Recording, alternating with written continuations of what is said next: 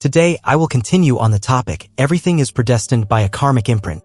Previously, I spoke about two aspects, the karmic imprint for wealth or poverty, and the karmic imprint for becoming a saint. Now, I'll talk about another karmic imprint, a fundamental one, lifespan, whether one lives long or dies young. As far as I know, a person's lifespan, whether long or short, is a matter of karma, of cause and effect.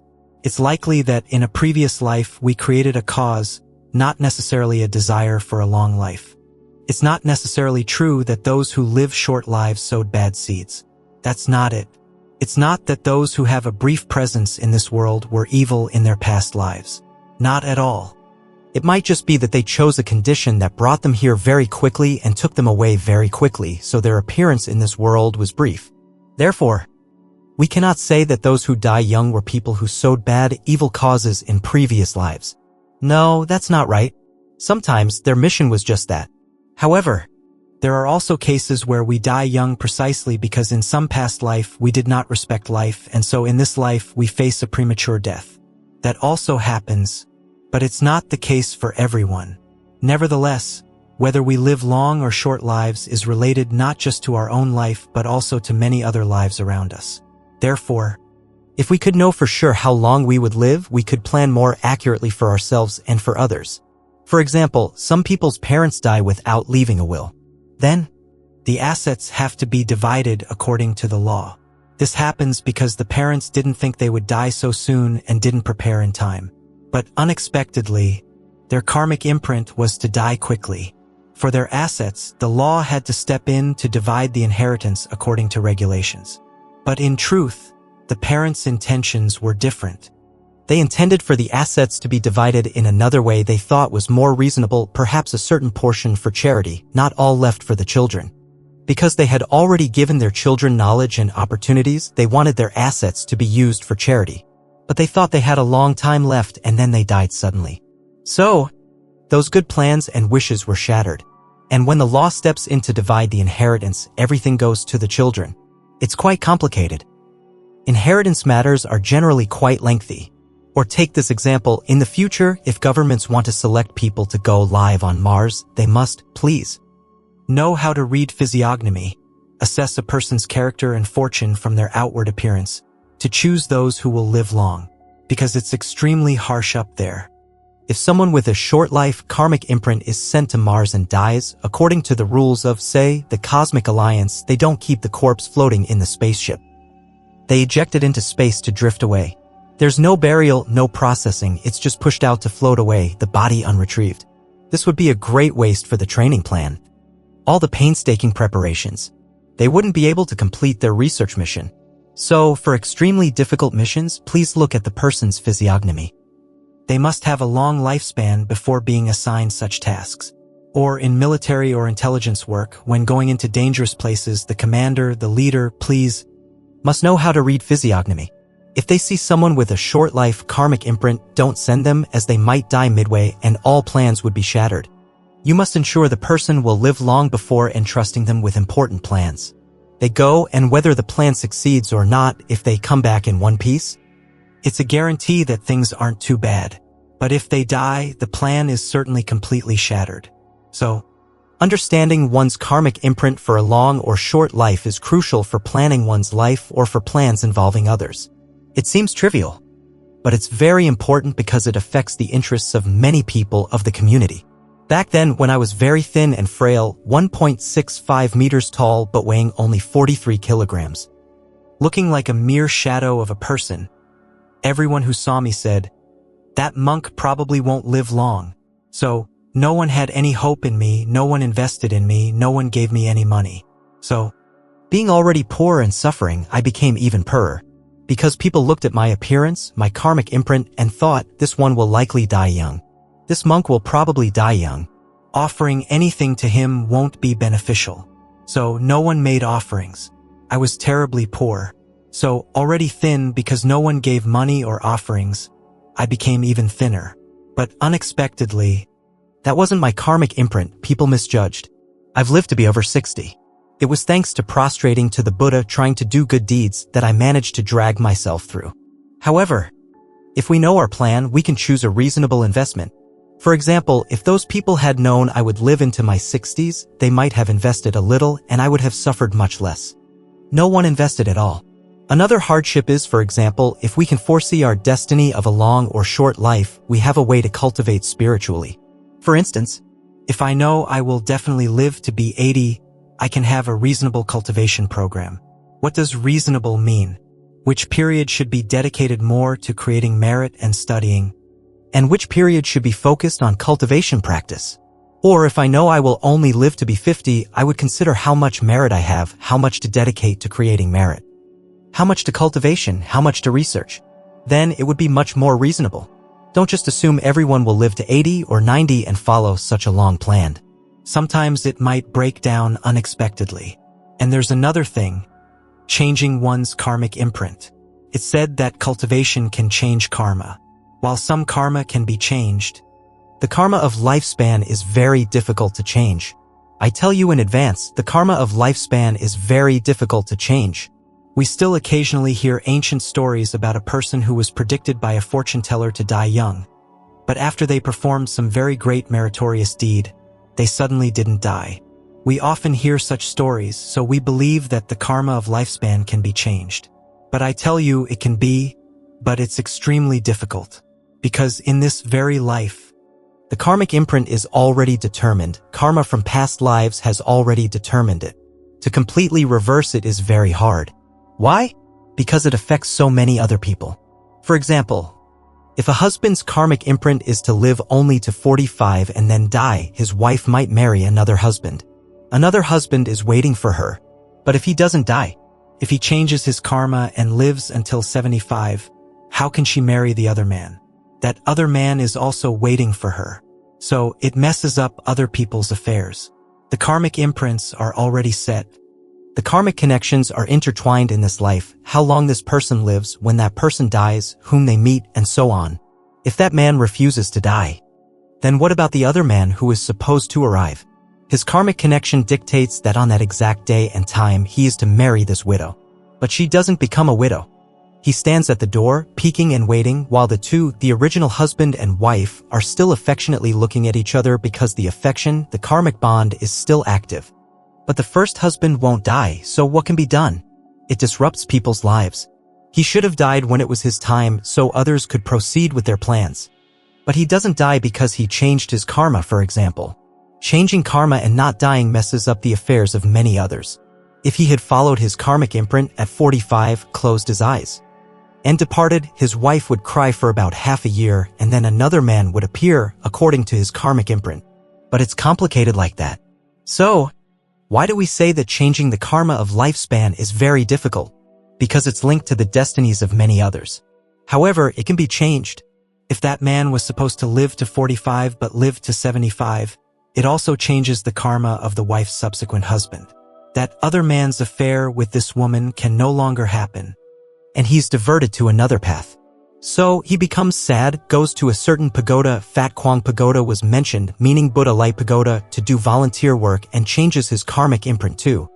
When one person changes, it changes the destinies of many related people in that lifetime. So we see it's not simple. It's like a mathematical problem that requires artificial intelligence to calculate all the parameters. One person's destiny is related to the destinies of many others. If one person makes a move, all the other destinies move accordingly. That's the idea. So it's not easy to change. It can be changed, but it's very difficult. Nevertheless, what should we still do? We should still try to change it. Just do good deeds, and when it's time to go, we go. While we remain, we try our best to cultivate and do good deeds. But the fortunate thing is, once we know the Dharma, the Buddha's teachings, even if we leave this body in any realm of existence, we can still cultivate very well. Don't be afraid. In any realm, we cultivate. In any realm, we do good deeds.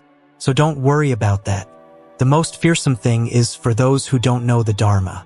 While alive, they live recklessly, aimlessly. After death, they also wander aimlessly, without direction. But for those who know the Dharma, in any realm, we cultivate. In any realm, we do good deeds. In any realm, we seek our true selves. In any realm, we aim for the goal of no self, the understanding that there is no permanent, independent self. So don't be afraid. As for whether it's our time to go or not, just follow the karmic conditions. Another karmic imprint is that of success or failure. Some people have the karmic imprint of failure. Whatever they do, they fail. For example, they can do trivial things. If someone assigns them small, playful tasks, they manage. But if they plan something big, they always fail because they have that karma. This karma is clearly bad karma. Don't say, I came to this life with the vow of failure. There's no such vow as a vow of failure. It's just the karma of failure. This karma of failure is usually like this, usually due to arrogance, criticizing others and undermining others. If you see someone who seems successful, someone who seems to be doing well, and you secretly try to undermine them, then for lifetimes, whenever you try to do something a bit big, you will fail. This is very bad karma. We fail in the religious path and we fail in worldly life. So we can only do small, simple things for enjoyment, but not big things. And this is also very important for leaders. For example, if a leader looks at someone's physiognomy and sees this person has the appearance of failure, and since they are under your command, your subordinate, it's also due to karmic debt and affinity from some past life, who knows? But this face cannot succeed. So, no matter how well they speak, how sweet their words, or how clever they seem, never assign them a big task. Because if you do, it's certain to fail. Just let them do small tasks. Guide them, educate them morally, train them to do small supportive tasks. Then their life will be peaceful. But if they greedily try to do big things, they will keep breaking. Big endeavors will keep failing. So, the ancients also spoke of having small wisdom but big plans, or little virtue but sitting in a high position. These things make us easily fall. Similarly, if our merit from previous lives is not much, but we plan overly big things, we will never succeed. Remember the song by a Vietnamese songwriter, Tran Tien, Father on his sickbed. Mother sitting beside. Loving father. Loving mother. Great ambitions unfulfilled. Meaning, when he was young, he dreamed big. When they were in love, he'd say, just marry me. I'll become the district secretary, don't you worry. He was aiming for provincial secretary. But after marrying him, she never saw him get any promotion, and then he was on his deathbed. So, loving father, great ambitions unfulfilled. Why? Because he couldn't succeed. And dreaming of big things seems to be a common trait for many people in this world. Especially anyone who is a bit intelligent. They all have great ambitions, plotting for lofty things. However, having much wisdom and intelligence is one thing, having great ambitions is another, but whether one has great merit is yet another matter. Usually, people don't gauge their own merit, so they plan lofty things, and because their merit is insufficient, most of us fail. Sometimes when I meet singers or those studying singing, I feel pity for them. I feel pity because by looking at their faces, I know they won't succeed in this field. Their karmic imprint is not to succeed. But they love the profession so much. They love music, love singing, love performing before everyone. But truly, looking at their physiognomy, I know they won't succeed. There are many other paths. For instance, if they ordained as monks or nuns and went to a pagoda to cultivate, it would be peaceful without worries. But many people don't want to, they persist, they don't gauge themselves, they just keep pursuing. In truth, the world of showbiz is extremely harsh, extremely complex. How many thousands of people study singing, but the number who become famous is not many. And to stand on that stage is truly difficult. Like me too before. I also liked playing instruments and singing. But when I got up to sing, people usually didn't give me a fee, they gave me too many tomatoes. I couldn't eat them all. So I decided to retreat and become a monk, which is healthier. To change this karma of failure, one must become humble. First, know one's own shortcomings, repent, prostrate to the Buddha, respect everyone, and always support others. This is the important point. The key to success is to stand behind and support others. Either support openly or secretly, but consider supporting others as a happiness in one's life. That person, even if they go through this whole lifetime and may not yet escape the karma of failure, escape the karmic imprint of failure, will surely in some future lifetime become a very successful person. So the important thing is support. Never desire to be number one. Just be behind, number two, number three. Number 1,000 is fine. It's okay if no one knows you. But your happiness is supporting others. Others do good work, others gain fame, others are honored. Others make progress, we just quietly support them. And vow that for this whole life, our happiness is to support without needing to be known. And even without the person we support knowing that we are supporting them. If we are that noble, then in some lifetime we will be very successful. I remember when I stayed with my late master, Thong Lak.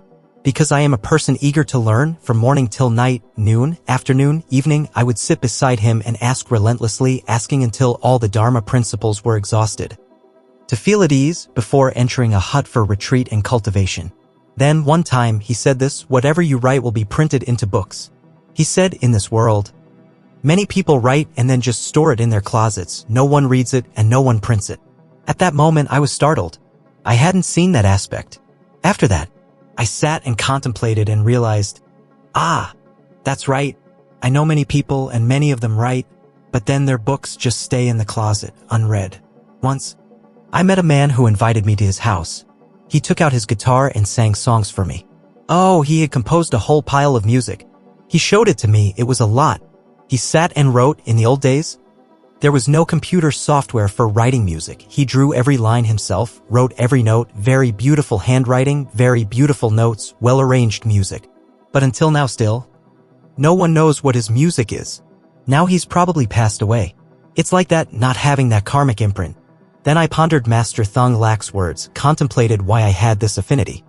I think perhaps in some past life, whenever I saw good scriptures or good works, I would often introduce them, print them.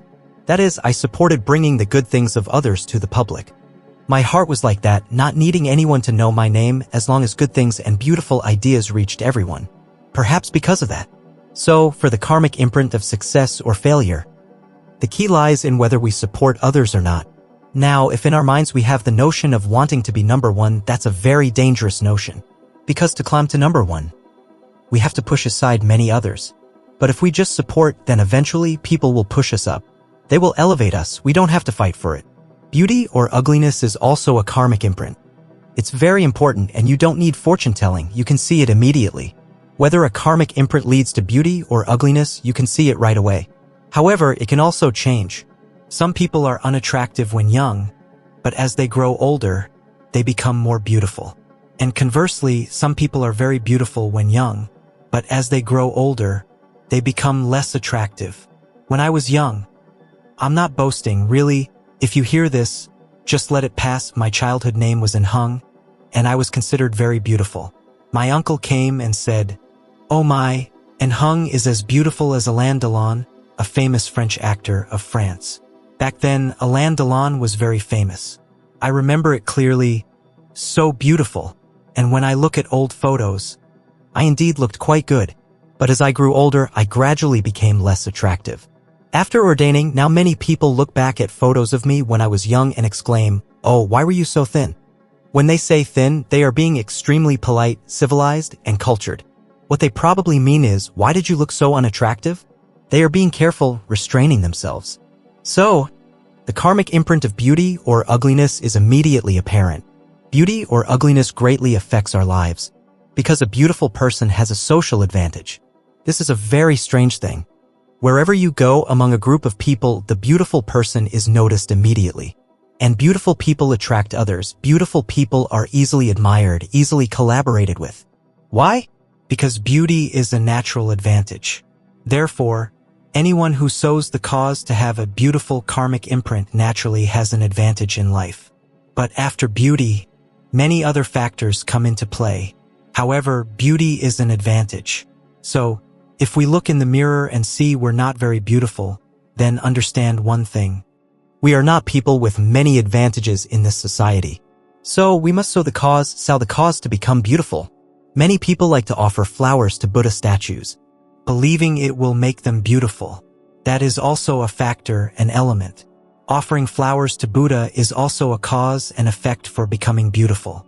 But in the Nikaya scriptures, early Buddhist texts, the Buddha speaks of beauty differently, beauty through the mind and soul. The Buddha said to build up the mind and soul so that we may have a beautiful appearance. I have spoken about this in my book, Karma and its Results, so I don't need to repeat it today. I'll just add one more thing. Beauty is a social advantage. However, it has accompanying consequences. The consequence is that a beautiful person is bait for the sensual desires of others. When people see you as beautiful, their minds are stirred with sensual desire, which is a disadvantage. And when their minds are stirred with sensual desire, they try to connect with you with that sensual desire. So you are easily led to sow the seeds of sensual desire. That is an unfortunate consequence for beautiful people. I remember when I was just a teenager, around 14 or 15, at a construction site. I was going to a secluded place to practice martial arts. It was deserted, no one around. So I was practicing some forms. Then this lady who worked at the site passed by.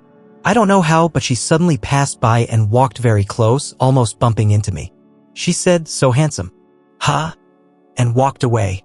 I was startled. Luckily, she walked away.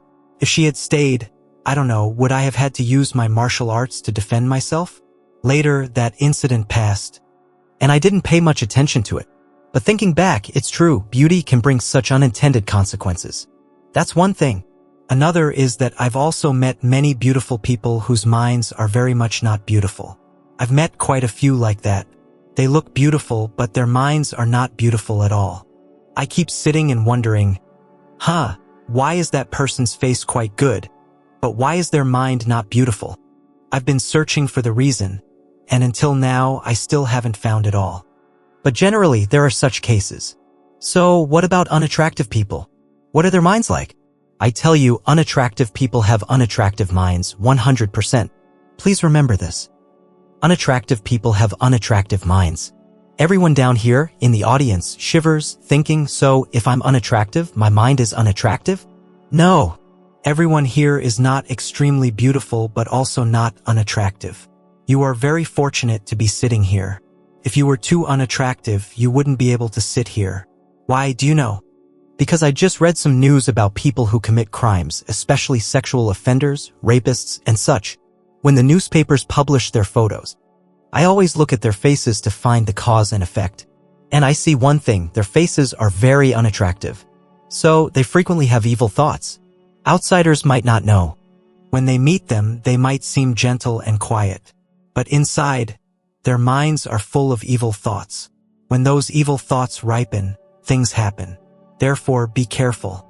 A person with a beautiful face may not necessarily have an unattractive mind, but a person with an unattractive face definitely has an unattractive mind. This is certain. So, we must cultivate in such a way that our faces change, so that no one can criticize us as unattractive. If someone still sees us as unattractive, it's because our minds are still wrong, still flawed. This is important. So, when we cultivate, we don't need external appearance, but the facial features, the beauty or ugliness of the face, unintentionally still serve as a measure of our inner mind. That's why it's said that the Buddha was born with 32 major marks and 80 minor marks of excellence. Because the beautiful appearance is also a sign, an expression of the inner mind. So, you are not allowed to be unattractive. Don't pray to be beautiful, but you are not allowed to be unattractive.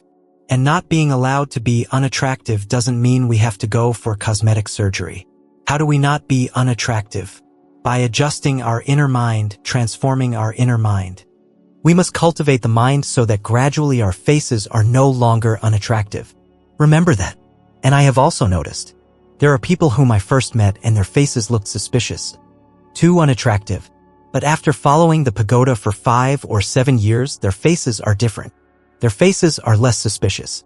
This means that this person has indeed cultivated over time, has changed their inner mind, and their face has changed gradually. That is very clear. But if after cultivating for a long time, the face remains exactly the same, it means this person's mind has not changed. They still maintain some wrong, evil thoughts secretly in their mind. Outsiders can't see it, but internally that wrong, evil thought still exists. But if we cultivate sincerely, our faces will change. The karmic imprint of being unattractive or beautiful, you don't need fortune telling, you can see it immediately. But it is a harsh measure of our inner mind. There's another karmic imprint, being talented or untalented. This is a very important karmic imprint in life. Because if we are untalented, how will we gradually live? Life will be very miserable. Gradually, people will despise us. Why? Because talent means the ability to learn well, understand problems quickly, know how to create new things, know how to manage in difficult situations, and know how to perform. Perform, for example, a person standing up to teach is a way of performing. A person practicing martial arts is also a way of performing. Or a person who knows how to present art is also a way of performing. All require talent to be able to perform. And to be able to perform, when you are performing, no one is directing you anymore. At that moment, you have to manage on your own. So, usually, one must be talented to be able to perform. And to have that ability, when we learn, when we understand, when we create, when we do exercises, when we manage everything, we are already good. And, for example, we have talent, we are good at managing. And the important thing, where is talent ultimately assessed? In the end, it's the money we earn. So, when we praise someone for being talented, don't believe it just yet. Ask the final question. How much money does that person earn per month? The harshness of life is like that. Whatever talent you have, it doesn't matter how much do you earn per month. If you don't earn money per month, then the talent is not enough to the point of producing results. For example, that person sings very well, you know. Where does he sing? How much is his fee? Oh, that person is good at playing the instrument. Which club does he play at? How much does he earn per month? He writes good poetry. Which newspaper publishes his poems? How much is the royalty? It always comes down to the amount of money we earn. Why? Because the ultimate importance is that we must earn money to support ourselves and our families.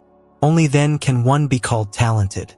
If the talent is not enough to generate money to support oneself and one's family, then the talent is still just a hovering talent, a half talent.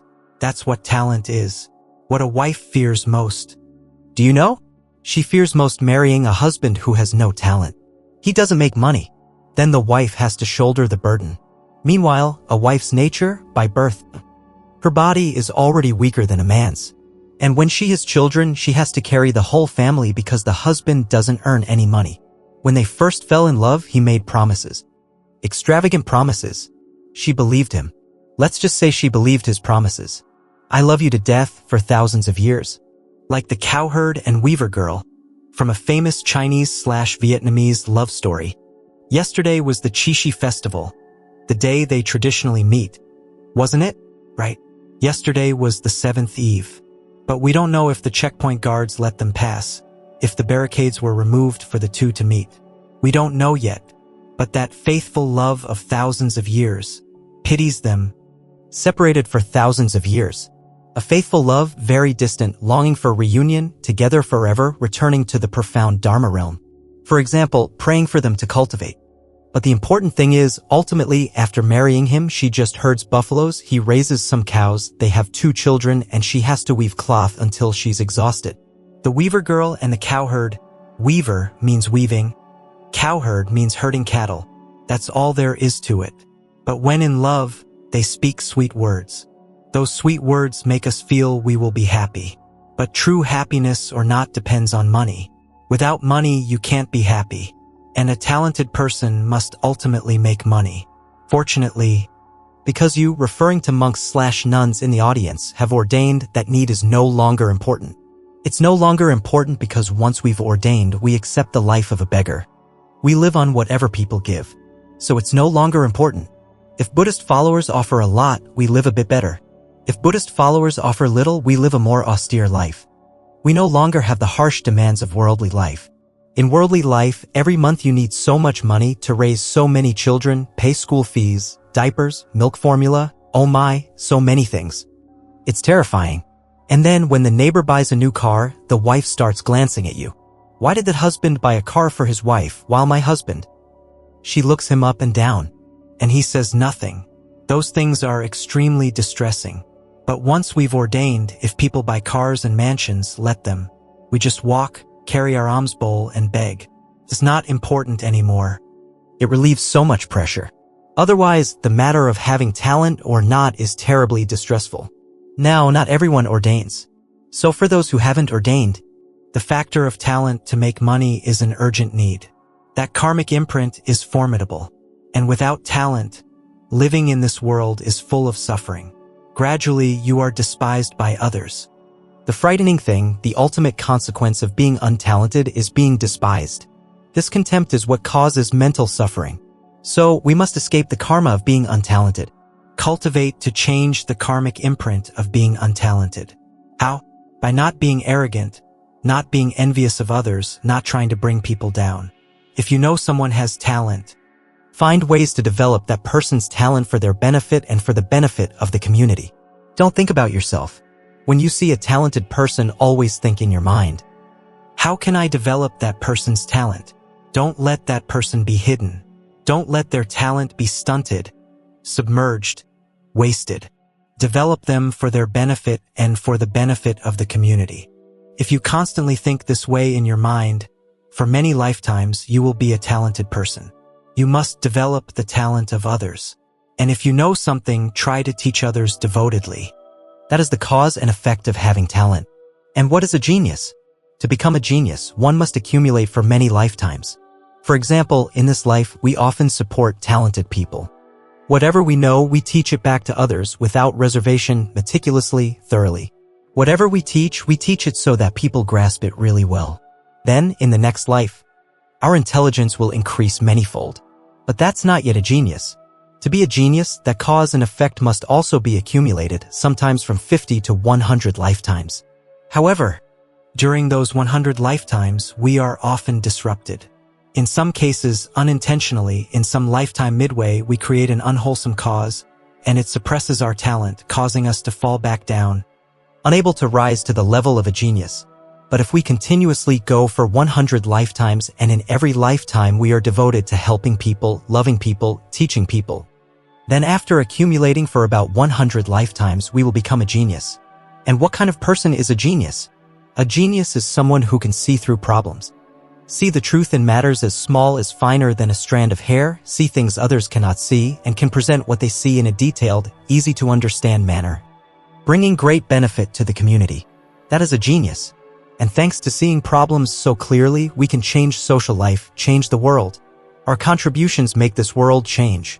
Like just now, a disciple named Kai Tang mentioned something about earthworms and pennywort. It's not simple. Now let's talk about another karmic imprint. An important one. The karmic imprint of becoming an official or leader. Not everyone in life becomes an official. If you calculate in a population of 100 million people, the number of officials is not that many. A person went to a fortune teller. The fortune teller predicted, when you grow up, you'll become a servant. He was terrified, so he diligently prostrated to the Buddha. When he grew up, he indeed became a servant, but a servant of the people. A public servant, not a servant of one or two people. So he became an official, fulfilling the fortune teller's words. Like in our pagoda, there's a young man named Dang Chuang. A fortune teller also predicted he would have a car and a multi-story house. So now, he lives on the upper floor of the warehouse. And I bought him a toy car to drive around the pagoda. He had an accident and lost both legs. He's very gentle-natured. At the pagoda, everyone loves him very much. He's very diligent in his volunteer work. So, the fortune teller also predicted a car and a multi-story house, but it turned out to be that kind of situation. That's why I'm very scared of fortune tellers' predictions. The role of an official is what? It's the person who determines the fate of the populace. That's an official. In the past, there were fewer officials than now. In the old days, the number of mandarins and officials was small because the governmental organization was simpler. As time went on, the governmental organization became increasingly larger and more complex. Very complex. So the budget for paying salaries to officials and civil servants is immense. Because the government apparatus is too large, much more cumbersome. We don't know why, because we are not within the state system, we don't fully understand the structure. For example, if you study law in the postgraduate part in constitutional and administrative law, you will learn a lot about public authority organization, and you'll see it's more complex, has more depth. But only when you enter it in practice do you see the complexity. However, when we say official, we mainly refer to those in leadership roles, not so much those who assist the leaders. There are many assistants, but they are not in decision-making roles. For example, assistants, secretaries, dispatch runners, record keepers. They are not decision-makers, not leaders. The leader is the one who bears responsibility and has the ability to determine the fate of others, especially the fate of the populace. If he says, okay, this area is now planned for development, thousands of people in that area might have to relocate. Or if he says, this road will be widened, people on both sides of the road will suddenly have street front houses. One decision of ours affects the fate of many other people. And when one becomes an official, has the karmic imprint to be an official, meaning has the karmic imprint to determine the fate of others, one gains something but also faces many risks. The gain is that others naturally have to respect and fear you, obey you. That also gives a kind of pleasure, which is also why people contend for power. Power creates a pleasure. When you speak, people have to listen. And it also brings material benefits. However, it also has risks that few people see. Only those in the religious path understand. If you make a wrong decision, wrongly determine the fate of the masses, your merit is wiped out completely. Your merit disappears instantly because you affect too many people. One wrong decision affects thousands, hundreds of thousands, millions of people. Sometimes your merit cannot withstand it. It's all lost if you're wrong. But if you're right, merit piles upon merit, the merit becomes very great. And if a leader is good, makes good, reasonable decisions that bring beneficial results to many people, then after they die, their merit is usually not for this realm. They usually ascend to higher realms of existence. Their merit is too great. So, the difficulty for someone with the karmic imprint to be an official is like that. Being an official means you enjoy a kind of merit, you have power, can determine the fate of many people, are respected, feared, and obeyed by others. That is a kind of pleasure, also a kind of happiness. But you are placed in a dangerous and risky position. With every decision you make, your merit is either wiped out or multiplied greatly. And no one can foresee that except for geniuses. Most people who are officials are not yet geniuses. They also follow regulations, the system, the arrangements, the mold, because they fear that stepping outside the mold will lead to violations, violating administrative principles, violating the law. So, to maintain their own safety, they just follow the mold. Superiors speak, subordinates listen, it's safe for oneself. But sometimes in real life, it's not like that. Sometimes in real life, if you are responsible for an area, a field, you must have a genius's insight, know right from wrong, know what is reasonable or not, see further than what has been predicted, what textbooks have said. Sometimes you have to see beyond those things to make unique, creative decisions that bring stability, happiness, and peace to many people. Not everyone has that capacity. So, the karmic imprint of being an official is actually a dangerous karmic imprint. It seems so, but it's a dangerous karmic imprint. But where does the cause for becoming an official come from? It's from previous lives where we often took care of many people. Our sense of responsibility was high. That's it. The key to becoming an official lies there. A person with a high, broad sense of responsibility covering many different parts. For example, now, in the village, you might just be an ordinary citizen. But you see that the village constantly lacks water. And the people suffer, having to fetch water from very far away. So no one thinks about bringing water to the village. This one person, on his own, keeps digging a canal. After more than 10 years, he manages to bring a water source to the village. No one ordered him. It was from his own heart. From his own heart, he felt responsible for the village. So, if we follow fairness in the next life, wouldn't he become the chairman of that village? The cause and effect multiply 1,000-fold. Sometimes he might even become a provincial chairman, who knows? Even though he only brought water to one village, sometimes in the next life, he becomes a provincial chairman. Cause and effect are usually like that. They usually blossom. It's not like planting one mango seed and getting one mango fruit. You plant one mango seed, and it yields fruit season after season. It's the same. So, the factor that a person with a sense of responsibility who cares for the community will surely become an official. That person, we don't know in which field. But anyone with a high sense of responsibility will become an official. Whoever cares for everyone will become an official. In the government, there's a branch few people know about. The intelligence service. These people are in the shadows, never allowed to show their faces. Whatever they do is kept secret. But usually their responsibility towards the country is very heavy. So, many people become officials and we don't know where they came from. It turns out they came from the Secret Service. Because during their time there, their responsibility was too great. Or in a previous life, they were in the secret intelligence service, took care of the nation and its people, so in this life, they have to become officials. So anyone who has responsibility, is thorough, effective, and successful will usually become an official. If they know how to be careful in their speech and actions, are respectful, humble, and polite, they will surely become an official. That's how that karmic imprint is. But once you become an official holding in your hands the power to determine the fate of many others, you are faced with a dangerous challenge.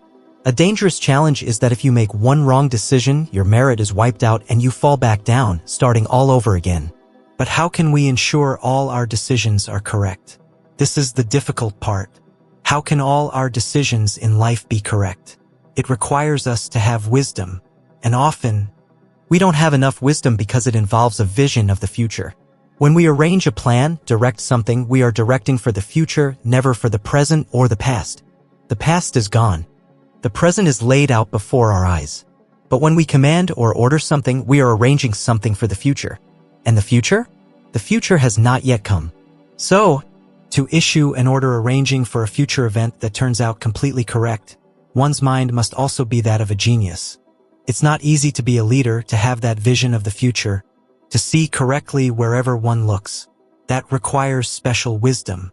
Usually, if we see that we don't have wisdom, but we happen to be in a position of an official, we must always prostrate to the Buddha and pray for assistance. Then, thanks to our humble mind, because we often prostrate to the Buddha like that. When we encounter a problem and don't know how to handle it, subordinates report all sorts of things, and we don't know what to do, then the Buddha will assist us, silently, secretly opening up a path in our minds, in our hearts. Suddenly we see the problem sharply and make a decision. Because the subordinates, they don't make the decision. They present everything to you, the choice is yours. Whether your decision leads to positive or negative outcomes, you bear the responsibility. The subordinates are not responsible, except in some strange cases which we won't discuss. But mostly, the person responsible is the person with power, the decision maker. They are always in what is called the hot seat. Every decision of ours affects so many people and affects our own destiny, our karmic connections, our merit, our reputation, our value. Every such decision requires great care. Back when I was still in the Sangha, as a junior monk, life was simple. Whatever the senior monks instructed, I just did. Sometimes I might see things a bit more creatively, but it was still more or less the same. Until I had to take care of things myself, had to stand and bear responsibility myself. Oh, then I discovered that I was very foolish before. Whatever I did, I thought simply because I was just following orders. Only when every order, every decision was my own responsibility did I realize how difficult it was. Every sentence I was about to say, I had to anticipate so many consequences, so many counter-arguments. And when people implemented it, what effects would it have? What entanglements would there be? I had to guard against all of them. It wasn't a matter of saying whatever I wanted anymore. So, people who have responsibility, once they are accustomed to it, they naturally develop a very far-sighted vision. They develop it because they are used to it. But if someone becomes an official and then suddenly changes their character, it means in a previous life, they had a lot of responsibility. So they became an official. Then, after becoming an official, they focus on personal gain. What happens then? They fall back to an ordinary status and sometimes even commit crimes, who knows? Let's talk about another karmic imprint, the karmic imprint of health. Having health or not? The martial artist currently challenging almost all the traditional Chinese martial arts masters, whenever he meets them, they fall in just a few seconds. No matter what famous martial arts master, what head of a school, what expert they are, when they meet him in a few seconds, he hits them a few times and they fall. And most recently, he doesn't even hit them anymore. He flies in, throws a knee, and they go down immediately in less than a second, in a flash. Now everyone is afraid to fight that young martial arts master who is only in his 30s. Why? Because his internal power is too strong. Whether his techniques are good or not, we don't know, but he's too strong. No one can withstand him. And most of those who fight him are a bit older. 60 or 70 years old, can barely walk, and when he hits them, they fly off. He's too strong. Even people his own age are afraid of him. His internal power is too strong. Then we look at the fighting rings of boxers like Mike Tyson. Mike Tyson, who once acted in the movie Ip Man 4, or was it Ip Man 3? Mike Tyson said one of his punches is over 300 kilograms. They say it's like an explosive charge. When I was young, I remember reading an article saying Mike Tyson was an explosive charge, a 350 kilogram punch. No opponent could withstand it. Where did that come from? Others train just like him, but he alone has that strange strength. That is cause and effect. It's also a karmic imprint by birth. People are born and they just get stronger and stronger. Their bodies become strangely strong. Add training and they will achieve great success. Or we remember in the stories of the Buddha. There was Venerable Bacula, who fell into a fish's stomach, was swallowed, and then was cut out and taken out alive, not dead. A strange person, lived incredibly long, lived to be over 100 and several tens of years old. He met the Buddha and in a few days attained arahantship, enlightenment. Immediately in 7 days he attained arahantship. Before that, he lived happily because both families accepted him as a son. His biological family raised him in comfort, and the family that caught the fish and raised him also raised him in comfort. Generally, he had a lifetime of happiness. Then when he met the Buddha, while others cultivated arduously, he did it for 7 days and attained enlightenment smoothly. And he lived on. Whoever died, died. He didn't seem to die. A strange venerable, what kind of merit did he have? It's incomprehensible. The merit of health is also a karmic imprint.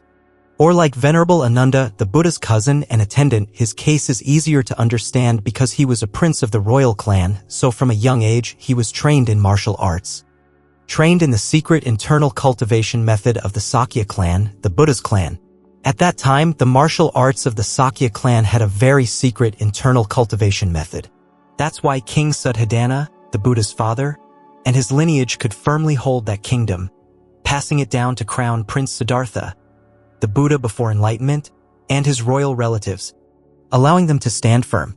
And King Suddhodana even had the intention of conquering all the surrounding countries, not just remaining peacefully in his own small kingdom. But when the Buddha understood the path, he stopped that intention completely. He did not want bloodshed and lives lost, even though they had the capability. And the Buddha too was a person with an extraordinary karmic imprint of health. He practiced internal cultivation and attained it very quickly. From a young age, he attained extraordinary internal cultivation. No one could defeat him. And if you want to know what the internal cultivation method of the Sakya clan was like, then look forward to volume 44 of my book series, The Summit of Wisdom. It clearly explains the secret of Sakya internal cultivation. And later, 1,000 years later, it was transmitted to East Asia, and the countries there later all learned that internal cultivation where a cart could run over someone without harm, that also came from India. So, wait for volume 44, read it, and you'll see how internal cultivation is practiced. As for those who don't have health, who are constantly sick, becoming a burden to the world, we read about a mother giving birth to a child with cerebral palsy, having to take care of it, so much money poured into it. Like recently, there was a story in Hanoi about a baby, only 2 years old, who had idiopathic kidney failure. Extremely distressing, constantly needing dialysis, taking cortisone, oh my. And then, about a month ago, according to the story, the mother minced earthworms for the child to swallow. And all the kidney indicators returned to completely normal. The illness was gone. The child could eat again, fully recovered. So, there was such a scene. During this COVID pandemic, a mother died from COVID. They filmed the scene of her child rolling on the bed, suffering from cerebral palsy. Its whole life, it was only cared for by its mother, who loved it, owed it a debt. Suddenly, her debt was cleared. She died from COVID. Now people ask, who will take care of it now? And looking at the child, it writhes, its eyes stare, saliva drools out. Everyone is scared. No one dares to take it. Except for the absolute love of a mother. In this world, no one dares to take that child home to raise. And though they say child, looking at its face, it must be in its 20s. Very complex. Just lying there, staring, limbs contorted, rolling back and forth, always needing diapers. Only the mother could care for it. The mother died from COVID. These are tragic scenes in life, so tragic. The suffering from illness is immeasurable. What we fear most is having the karmic imprint of being chronically ill. The karmic imprint of chronic illness. Then we become a burden to others. But for those born with the karmic imprint of good health, we can shoulder burdens for others. We do this and that, helping everyone, and we gain more merit. But if we are born with a frail karmic imprint, we always have to rely on others to do things for us. Our merit is already weak and it becomes even less. It's very worrying. The most frightening thing is to be born with the karmic imprint of poor health. So, this karmic imprint must be changed. It must be changed. And among poor health conditions, the most feared is mental illness, insanity. Insanity is a type of suffering. The Buddha said the 5 aggregates blazing are suffering. That is a type of insanity. Insanity means the 5 aggregates blazing are suffering. Extremely distressing. When you do wrong things, you fall into hell. Most insane people after death fall into hell. Remember that, because during a fit of insanity, the mind thinks wrong, speaks wrong, does wrong. Before falling into hell, one usually goes through insanity first. That is terribly frightening. So, we must try our best to cultivate so as not to fall into the karma of poor health. One might say, when young, health is not poor, but when old, everyone's health must decline. This is also a problem. We must cultivate so that even in old age, we don't suffer from excessively poor health. How to ensure that when we die, we are not sick and in pain, and those around us also don't suffer because of us? That is the number one happiness. We must dream of that. Dream of how to cultivate to achieve such merit. From now on, we try to protect the lives of sentient beings, excluding perhaps the earthworms and pennywort mentioned by the disciple Kai Tang earlier. Or we protect the ecosystem, plant many green trees. People who plant many green trees will suffer much less from illness. The merit is great. If we have medical knowledge, we share it. Don't let others fall into misery. Don't let others fall into misery, and we also gain the merit of health. It's not just that if we see poor people and give them rice, we will become rich. No, if we see poor people and give them rice, we gain the merit of health. Within giving alms, the merit of health is already included. But if people are hungry and collapse, we also collapse if we know and don't help. So, the merit of giving so that people have enough to eat and wear is also the merit of health. Remember one thing, for example, if at some point you reach a high position and only work with your mind, don't forget to work with your hands and feet, because working with hands and feet is also a cause and effect for the merit of health. And usually, when we reach a certain position and work with our minds, people tend to abandon manual labor, not doing physical work, thinking, oh, let the subordinates do it. I just think and plan strategies. But that's a mistake. So even when it's time to work with your mind, never forget to work with your hands and feet. So even though I am old and weak, and I give ideas for you all to implement, when the work is stable, I start looking for a simple task to do, shoveling earth, pushing a wheelbarrow, carrying stones, whatever. Lifting stones now. Well, they're heavy and it affects my spine, who knows what might happen, but one must also be safe.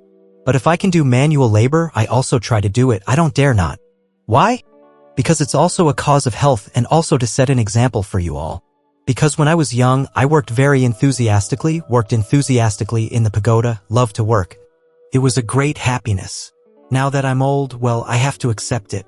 And there's another karmic imprint. The karmic imprint related to career. Each person is born and there are many professions. And for some people, their profession seems to have been predestined in their hearts from somewhere. When they grow up, they are already determined to do that thing. But some people grow up not knowing what to do. They sit there, I'm about to take the university entrance exam, I don't know which university to apply to. There are people like that, right? And some people say, now I don't know what to do. Maybe I'll just ordain to ease my boredom. But some people are determined to ordain, choosing the path of ordination, while others stand there, not knowing where to go. And the profession is due to our karma. Usually, in past lives, in whichever field we did a lot of meritorious deeds, we naturally become skilled in that profession. That is cause and effect. I have also spoken about this a lot in lectures and in the book Karma and its Results, haven't I? I've spoken a lot. Now, just pay attention to this. We are said to have a profession, a trade, when that profession earns money to support us. If that profession doesn't earn money, it's not called a profession. It must ultimately make money. For example, if you say that person sings, does something is a singer. Let me introduce, this is singer X using a generic initial for a name. For example. But the important thing is, Where does he sing? How much is his fee? Oh, he just sings for fun. Then he's not called a singer because it hasn't become a profession. To be called a profession, it must make money. Or you say, oh, this man has a profession, he's a physician, he treats illnesses. And how much does he earn each month? No, I just do it to help people. That's not yet a profession. It's some kind of hobby, some interest. It must make money to be called a profession. Why? Because the profession that supports us must come from the karma of the past, from our meritorious deeds. Because we did meritorious deeds, now it becomes a kind of karmic advantage or blessing. When we use that profession, it comes with that blessing. Like me, I also, if you count, have had many professions, but none of them had any blessing. I also tried singing at weddings, and as I said earlier, people gave tomatoes, not money. So I couldn't pursue that. For example, or the construction profession, I went to do construction, people just thanked me, they didn't give money. So it wasn't the profession, the blessing that supported me. So in the end, I had to choose the profession that brings money. Begging. So, for example, if you meet someone who is very successful in the business of selling fabric, you know immediately that this person in a previous life often offered fabric to pagodas. Now they have a blessing in that field. Or there's someone whose profession is truck driving, and they make money. They are just a driver, but they drive and earn a salary. Or they even own a whole transport company. Simply because in the past, they also specialized in doing meritorious deeds by transporting something, specializing in transport, and that act had a meritorious nature, transporting things for the community. If anyone asked for something to be transported, they helped. Or if the pagoda asked for something to be transported, they helped. If there's a nature of transport combined with doing good deeds, then later on one will have a blessing in that field. A blessing in that field. But if there's no blessing, it's not called a profession. Remember that, the karmic imprint of the profession. Some people say they were born, grew up, and became a doctor. It's established as a profession because the cause and effect are very clear. In ancient times, they liked the medical arts. Used medical arts to treat people, helped many people with medical arts. Now they live by the medical profession, have a blessing in that profession. Like that. Or the person who is a carpenter. In some past life, they also often worked with wood, made furniture for others, helped people with that skill in that field. So later on, they can live by that profession. What about a bricklayer? Why become a bricklayer? Because in a past life, they destroyed people's houses. I say this, bricklayers, please pay attention. In a past life, during a war, you saw someone's house and gave the order to burn it down. When it was necessary to kill the enemy, you considered the person's house unimportant, burned it, destroyed it. The important thing was to kill the enemy hiding in that house. But is a house easy to build? But we see when we build a house here, it's so difficult, isn't it? So many things are needed for a house to live in, it's not easy. But burning it down is quick. Or firing one shot, boom, it explodes and the house is gone. But to build a house is not easy at all. But if our minds were not evil, it was for a necessary reason, then usually those people are reborn to become construction workers. They themselves don't have a house to live in. They go from building this house to building that house to building another house, while they themselves live in rented places. Why? Because they happen to destroy someone's house, even with a legitimate purpose. As for those who destroy people's houses with evil intent, they die and are reborn as animals immediately, without a home, without shelter, drifting, going here and being bitten by that creature, going there and being torn by another creature, homeless, miserable. But if we are reborn as humans and still have a profession to live by, it's because at the time of destroying people's houses, our minds were not evil for some reason. So here, it's not a blessing from doing good deeds, but a repayment from a past life. When we died and went down, the king of the underworld, in some traditions, Yama, said, his mind was not evil, but at that time he destroyed houses, many houses. So now, for one whole next life, or 2 or 3 or 5 next lives, he must continuously be a bricklayer. And in the final life, he comes to a certain pagoda. Fat Kwang Pagoda was mentioned to be a construction worker. And after that, his karma is exhausted and he becomes happy, wealthy, and prosperous. So, for every profession, we must remember the rule, there must be a blessing to live by that profession. Only then is it called a profession, a karma. And there's a very joyful karmic imprint, the karmic imprint of going forth to ordain as a monastic. This karmic imprint is not easy to have. Seems so, but it's not easy. If you calculate the percentage of people who ordain, it's not very high. And after ordaining, there's still another karma. Disrobing, returning to lay life. That's even more troublesome. Not everyone who ordains has a smooth life. And the karmic imprint of ordaining is not necessarily the karmic imprint of attaining enlightenment. Usually, the mindset of everyone when they ordain is that they ordain to attain enlightenment, to become a saint. But I'm sorry, that is a distant matter. Because we don't have that karmic imprint. We only have the karmic imprint to ordain, not the karmic imprint to attain enlightenment. If you don't believe me, ask Brother Hai, likely another monk in the community. Right? Is Brother Hai listening? Look, he's nodding. So often we only have the karmic imprint to ordain and it stops there. We don't have the karmic imprint to attain enlightenment. Why? Because the karmic imprint to attain enlightenment, to become a saint, requires very great cause and effect, a huge accumulation of karma to form the merit of becoming a saint. Only then does it push and guide, so that our cultivation progresses, goes deeper into spirituality, gradually opens up spirituality, and we enter higher realms. Our personality transcends, our wisdom transcends, our morality transcends, all spiritual successes open up gradually. That is the merit, the great merit. Our technical effort is only one part, but the secret supporting merit from behind is what's important. However, all spiritual masters are prone to one mistake. They talk about cultivation methods and consider that the key to enlightenment. And so many people follow, but no one attains it. Why? Because we don't have the karmic imprint to be a saint. We don't have the merit to be a saint. What they give people is just a method, a technique of effort. You sit in meditation, breathe like this for me, keep your mind like this for me. He does it. And he attains. We follow and we attain nothing at all. Because he has the karmic imprint to be a saint, we don't have the karmic imprint to be a saint. We only have the karmic imprint to ordain. So, many of you, my disciples, have the karmic imprint to ordain but not yet the karmic imprint to be a saint. Very many. But if you disrobe, what then? It's even more tragic. So, once you have the karmic imprint to ordain, you have already taken a very long step. From the karmic imprint to ordain, to take another step to have the karmic imprint to be a saint, it's not that far. Try a bit harder. But when I say it's a very long step, it's a very difficult step. Never be subjective or complacent. Don't think that just because you've ordained, you're good. Not yet. It's just the karmic imprint to ordain. Not yet.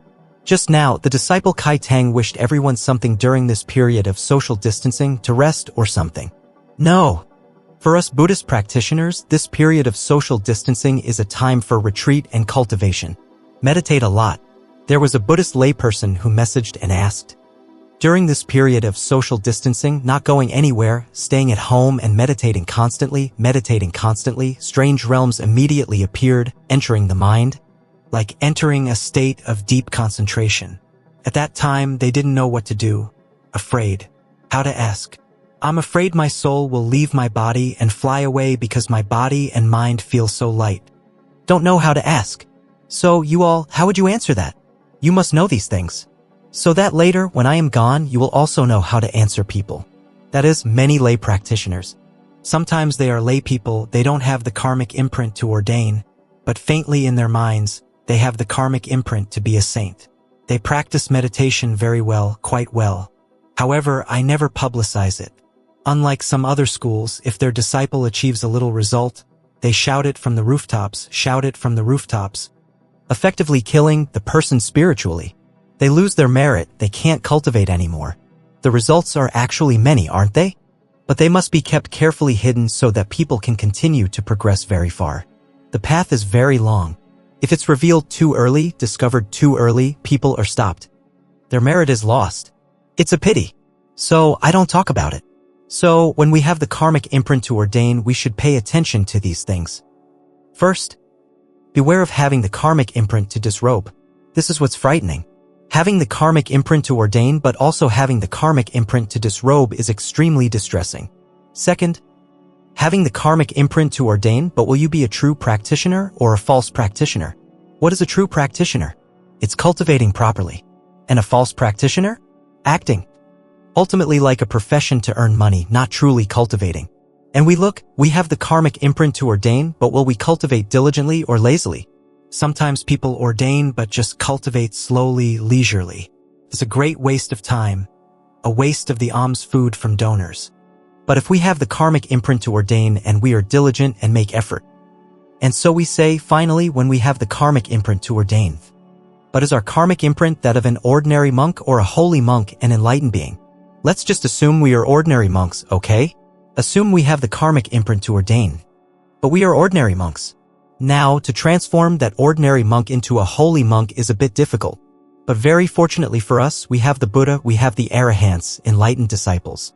Those beings are inexhaustible fields of merit. If our hearts are just sincere, the merit of being a holy monk will gradually form in us. And this thing I say, people don't pay attention to. The verse for entering meditation. This body is not me. This mind is not me. There is nothing that is me. In every in-breath, in every out-breath, with utmost reverence for the Buddha. We just say that sentence and then forget it immediately, right? Then we stop and start to worry about meditation. And during meditation, we don't know if there are wandering thoughts or not. But then we forget that sentence. But that sentence must follow throughout the entire meditation period.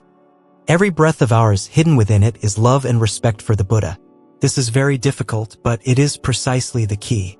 That's not all. It's not just that. What else is there?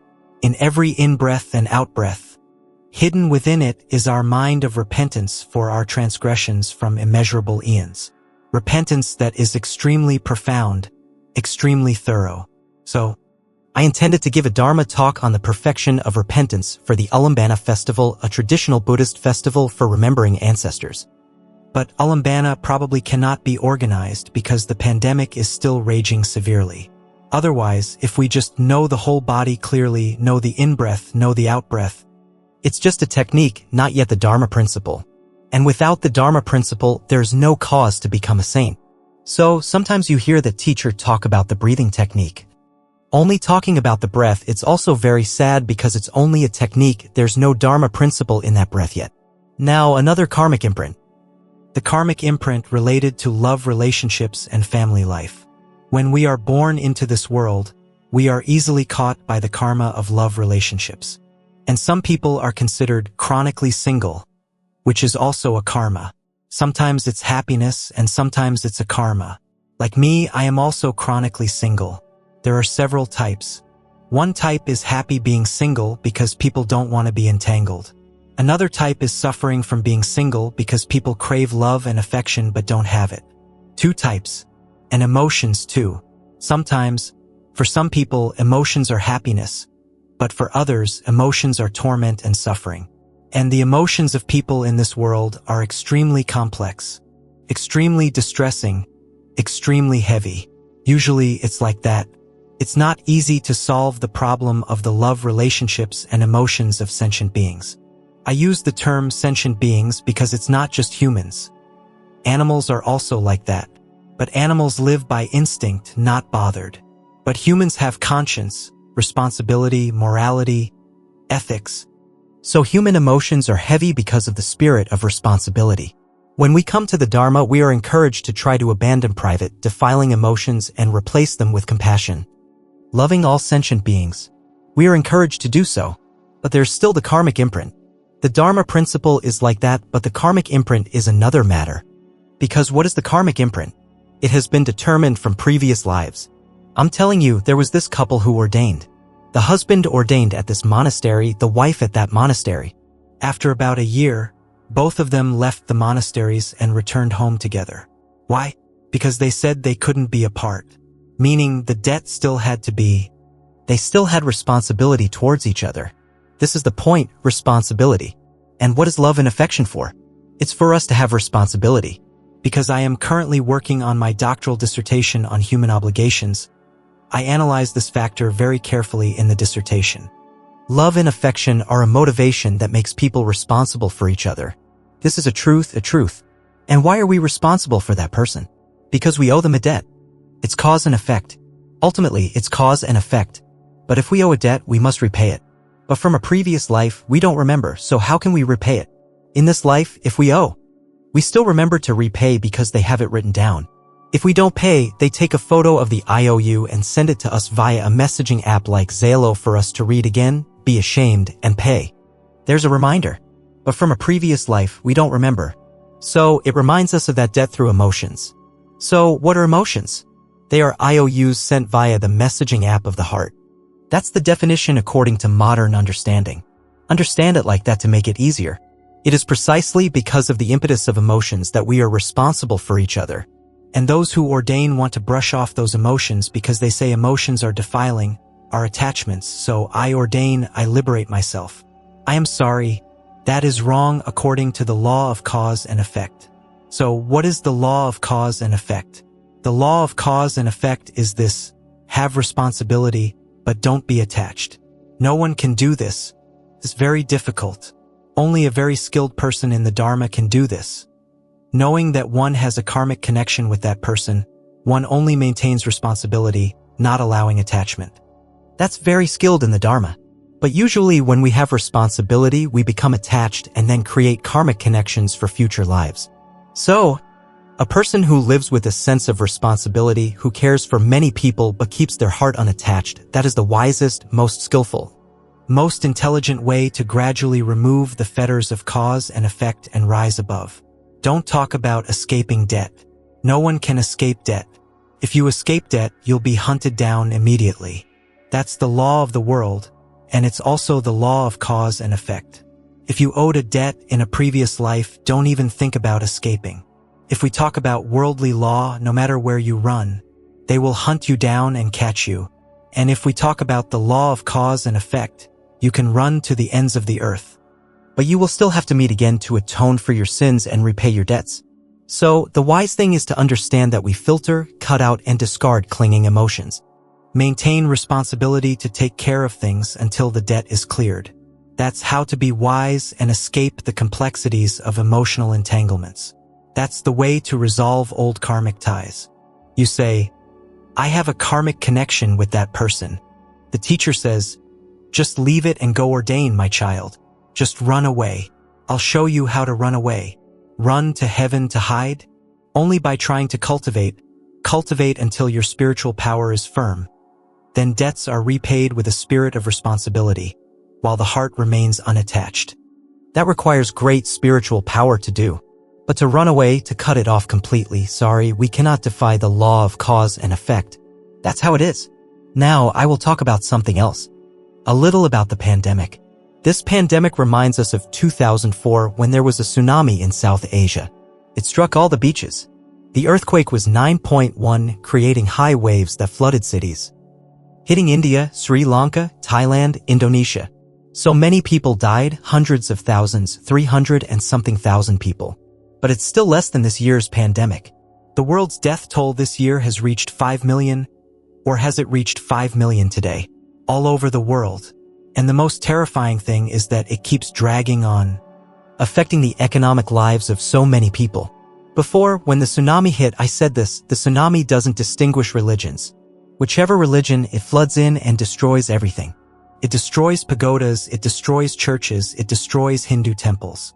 And it also doesn't distinguish people. Whoever is in its path, it sweeps them all away. Regardless of status, whether you're an official or a commoner, poor or rich, it sweeps you away and you die. This terrible pandemic is also like that. It doesn't distinguish anyone. Anyone can be infected. And once infected, everyone is at risk of dying. Especially with this Delta variant, it kills people in the blink of an eye. You hear they go to the hospital one day, and the next day they're dead. So fast. It makes the government very worried because the government's principle is to ensure the safety and lives of the people. But this Delta variant is too ferocious. We have to use the word ferocious. Who knows who opened Pandora's box? In ancient Greek mythology, when Pandora's box was opened, suffering flooded the world, never to be contained again. That was just a legend. Unexpectedly, today that story is happening. And in this lifetime we are living, we are witnessing such a thing. And many scientists also say that this COVID will change the world forever. Don't even think about the day it ends. Those are the words of reputable scientists. When they study it, they see it won't end. But what methods can we use to fight it, to manage and survive on this earth? Everyone is racking their brains, thinking of all sorts of ways. Here, we have 2 ways. First, cooperate with the state following the state's guidance. The state also has its calculations looking at the overall picture. That's the first thing, the state's responsibility. So we cooperate with the state, comply with the state's guidance.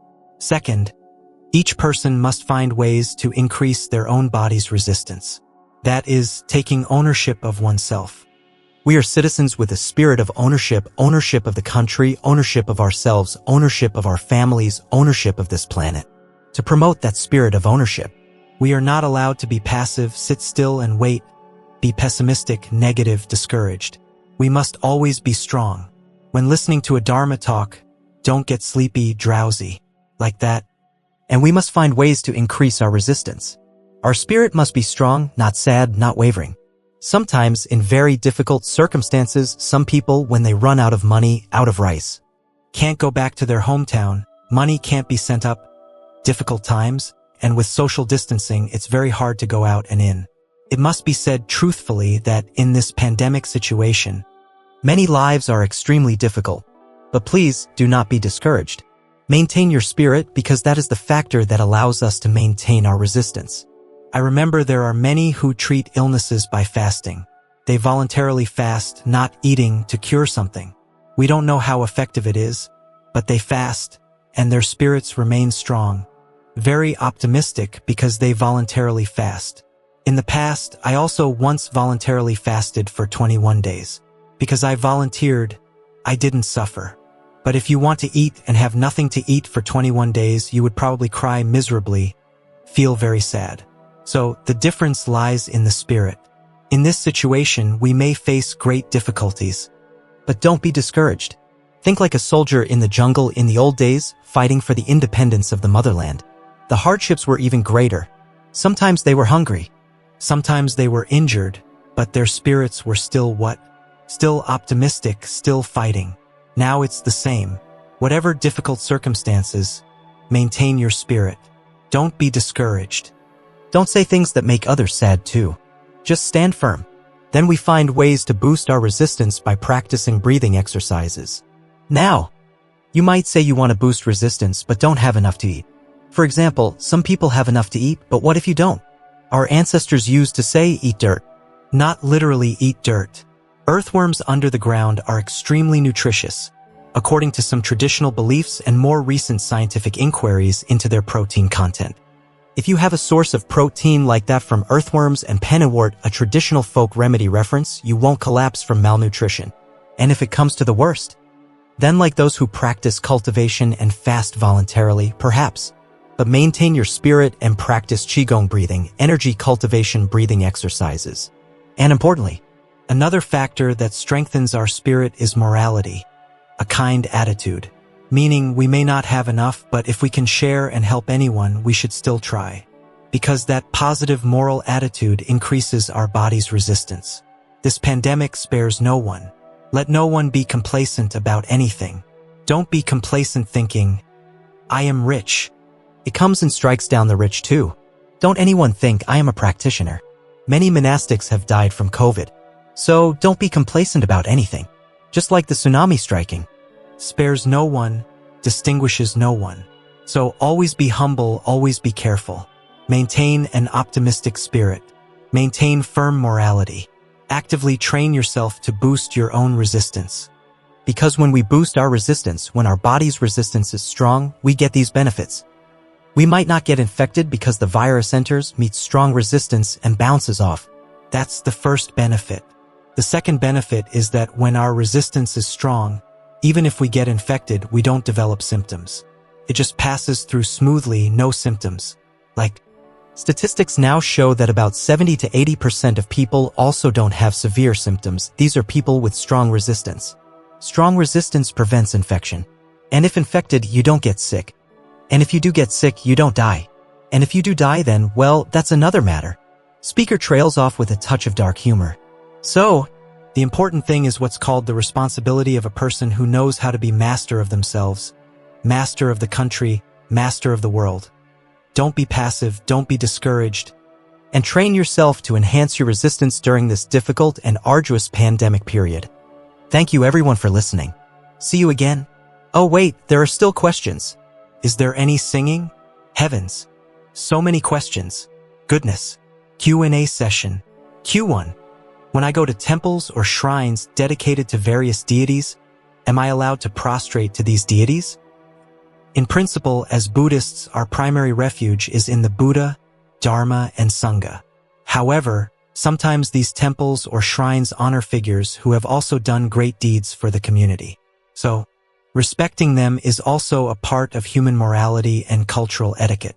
Just like when we live among people, if we meet a teacher or an official, we also bow our heads in greeting.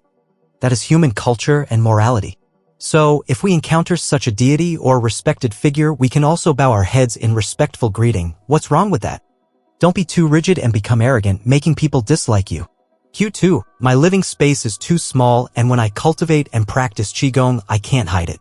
What should I do? A. Invite others to cultivate with you. Q3. Chanting sutras means seriously reviewing the Buddha's teachings to sow the seeds of right thought and right view into our subconscious.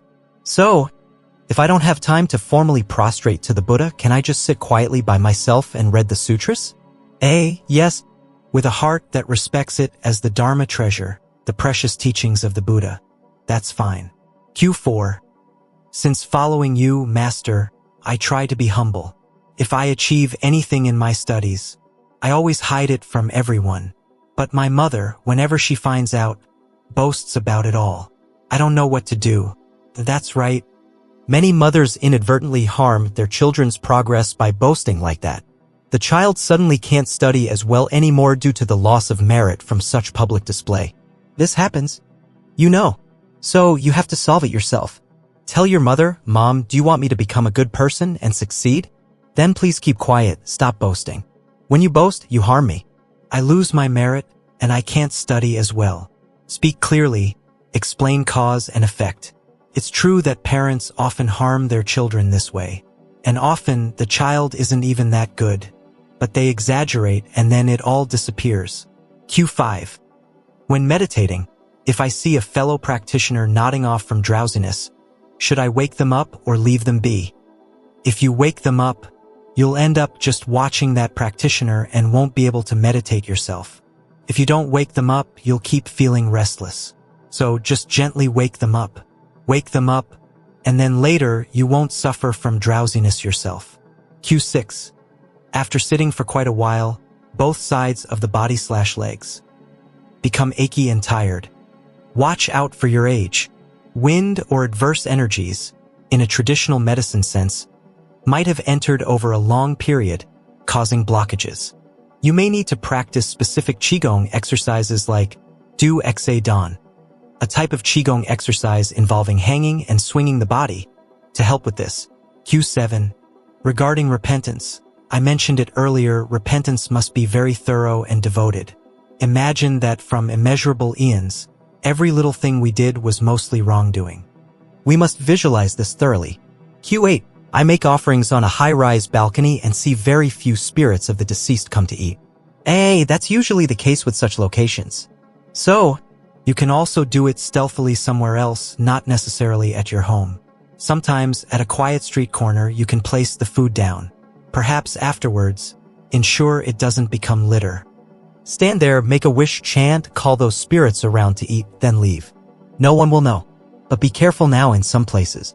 You might get a hefty fine for being out on the street without a legitimate reason or for littering. Be mindful. Q9. I have a relative whose personality is strange. With outsiders, they are outgoing and cheerful, but at home, they are very harsh. This is also likely a debt from a past life. You must repent a lot for past actions that may have contributed to this dynamic. You must prostrate to the Buddha, because strong desires and negative behaviors are often due to karma, and only by prostrating to the Buddha with sincerity, when your merit from prostrating is abundant, will such negative tendencies lessen. Q10. Every time I participate in cultivation activities with fellow practitioners and see someone of the opposite sex, sensual desire arises. Oh dear. Prostrate to the Buddha a lot. Prostrate to the Buddha for a long time. Sometimes it takes prostrating to the Buddha for 2 years for it to subside. During this time, be very careful. Many people have the psychological issue of thinking unwholesome thoughts all the time. First, you must pray for all sentient beings not to have such unwholesome thoughts. Pray for sentient beings a lot like that, as it helps to purify your own mind. Q11. When I'm about to fall asleep, I often get startled. My hands and feet jerk.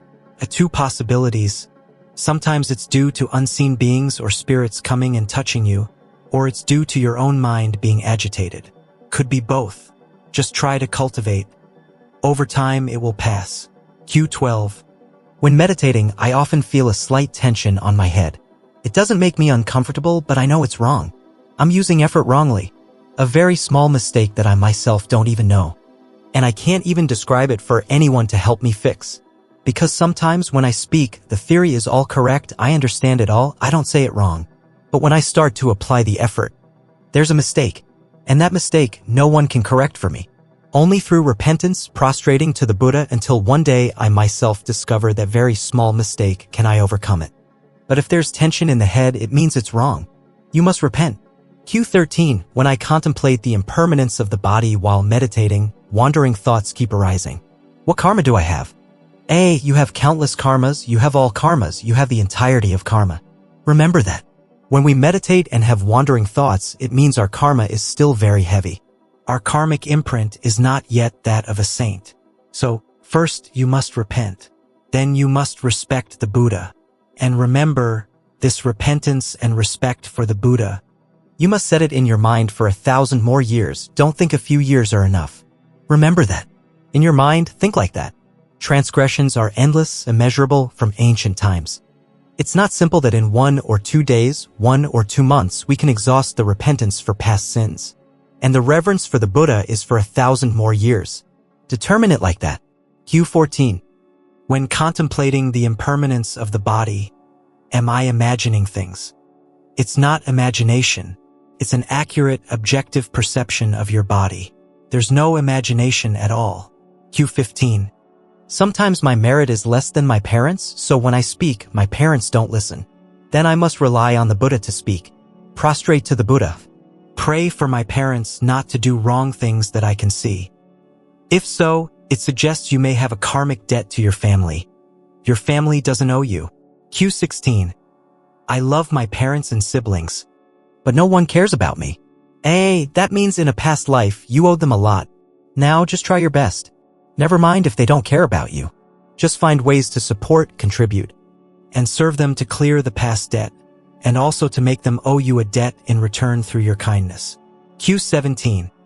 If I can't prostrate to the Buddha, e.g., no altar, can I look out the window and prostrate? Look up at the sky and prostrate? And must I still meditate? Yes, and don't give up meditation. The sincerity of your heart is what matters most. Q18. Dreaming of snakes, snakes biting me.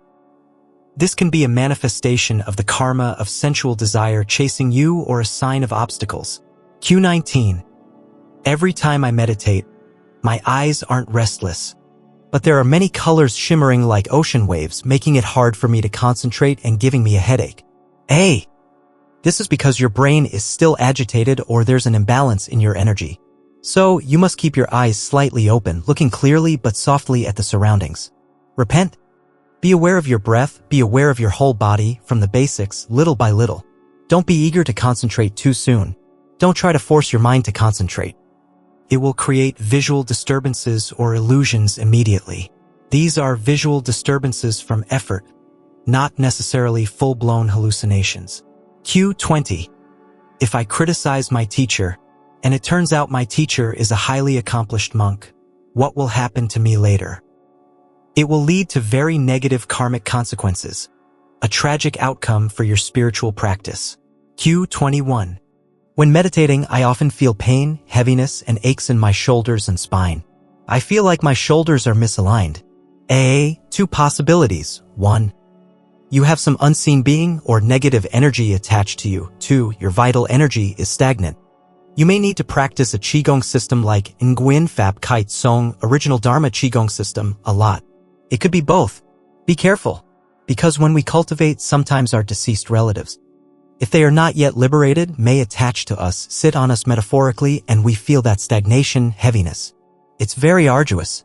Q22. Using willpower will increase the ego. That's the formula. But using willpower to try to do good deeds, then the ego is controlled by the merit.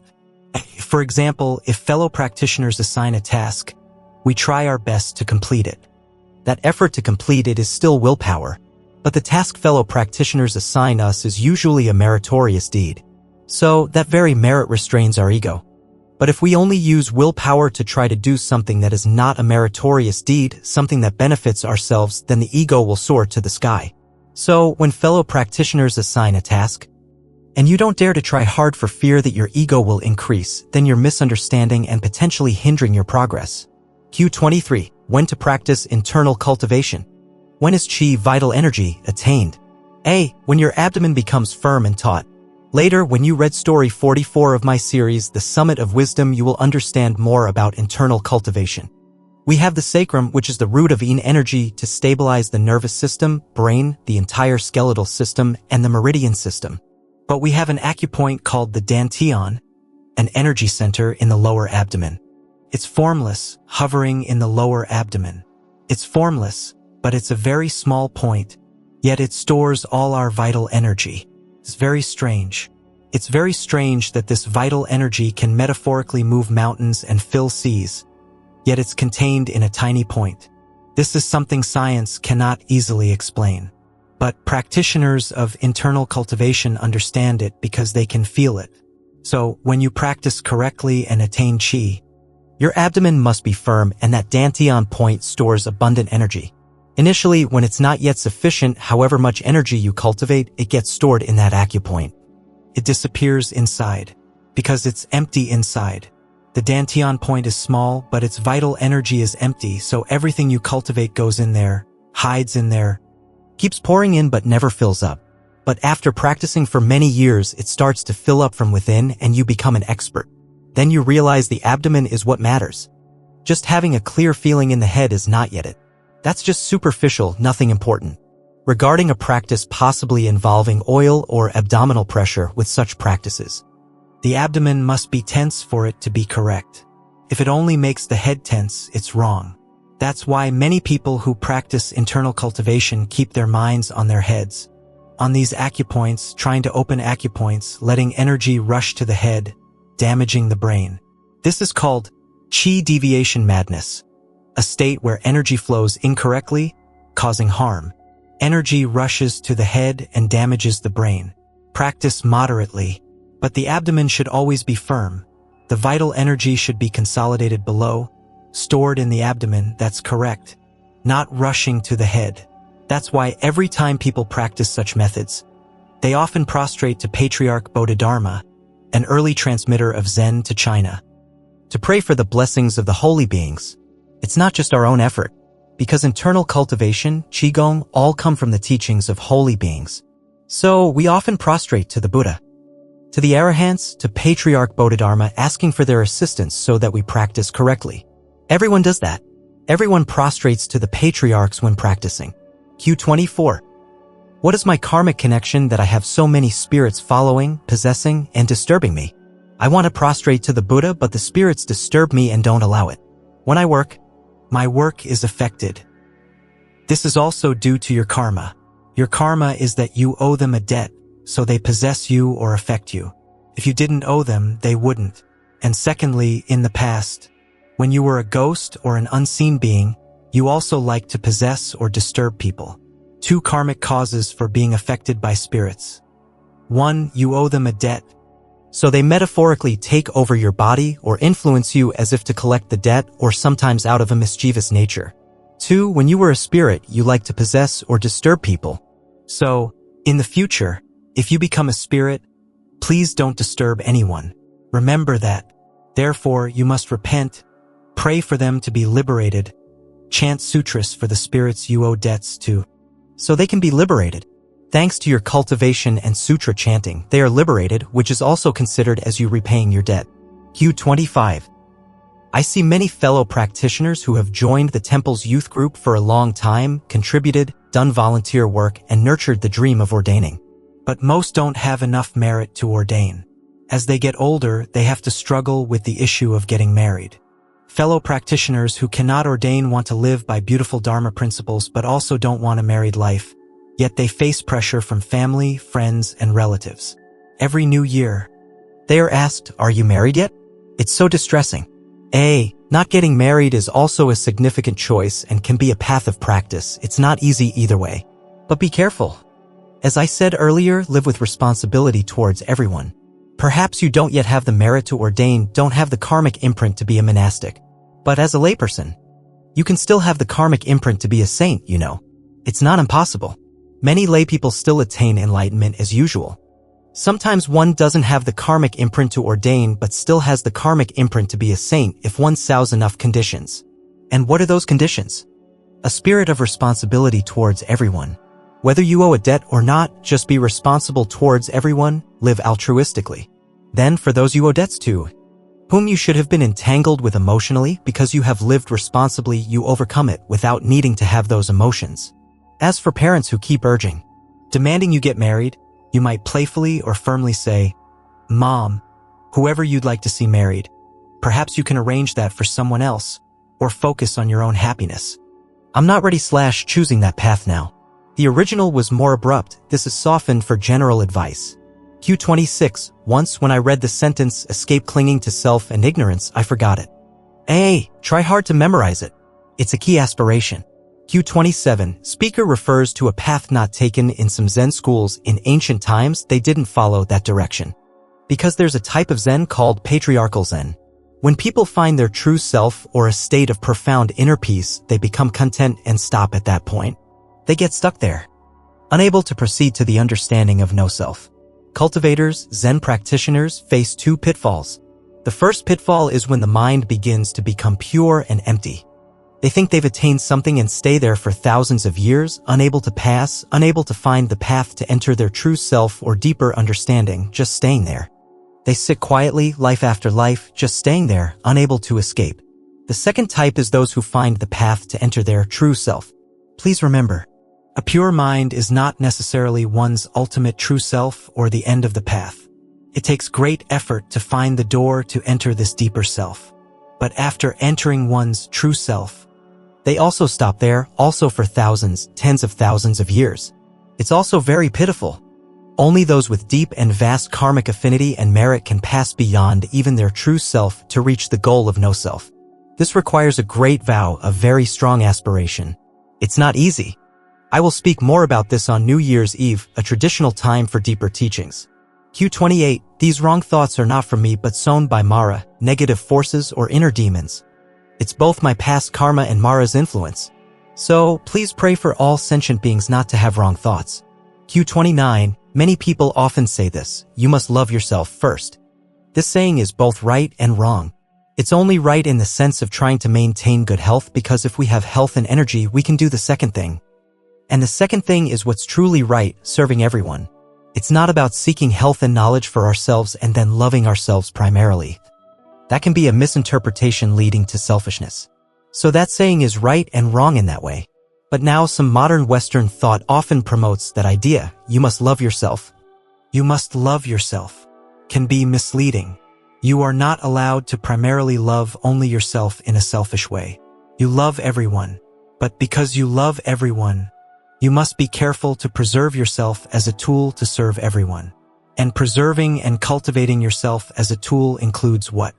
Maintaining health and training in all skills, morality, wisdom, and knowledge. Only then do you become an effective tool to serve everyone.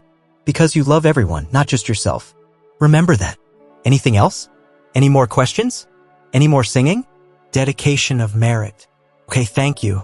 Thank you all for listening. I respectfully invite the Master and the entire assembly to dedicate the merit. May all sentient beings in this Dharma assembly diligently cultivate, escape clinging to self and ignorance, and together perfectly attain Buddhahood.